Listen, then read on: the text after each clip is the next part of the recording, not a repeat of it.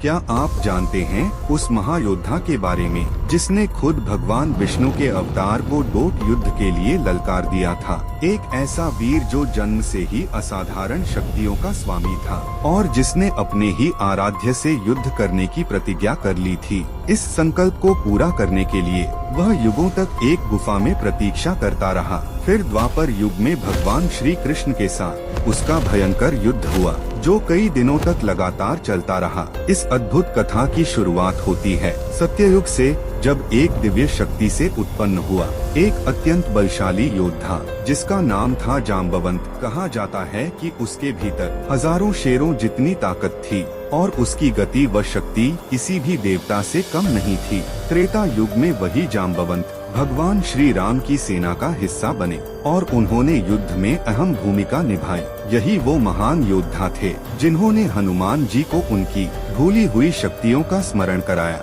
लंका विजय के बाद उन्होंने भगवान श्री राम से एक अनोखी इच्छा व्यक्त की कि वे उनसे युद्ध करना चाहते हैं। भगवान राम मुस्कुराए और बोले, अभी नहीं, लेकिन द्वापर युग में कृष्ण रूप में तुम्हारी यह इच्छा जरूर पूरी होगी। बस इसी वचन को निभाने के लिए जाम्बवंत एक गुफा में चले गए और युगों तक इंतजार करते रहे। समय बीता और द्वापर युग आया, जब भगवान श्री कृष्ण एक दिव्य मणि की खोज में उसी गुफा में पहुँचे।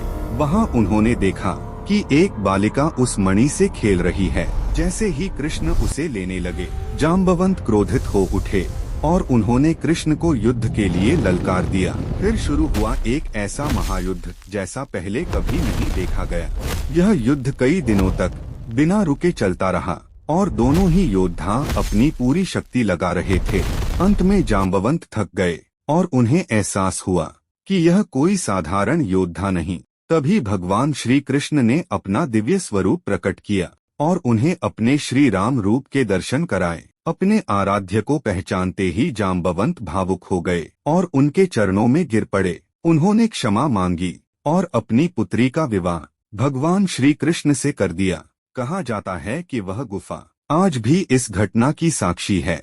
अगर आप भी इस दिव्य कथा में आस्था रखते हैं तो कमेंट में जय श्री राम जरूर लिखें।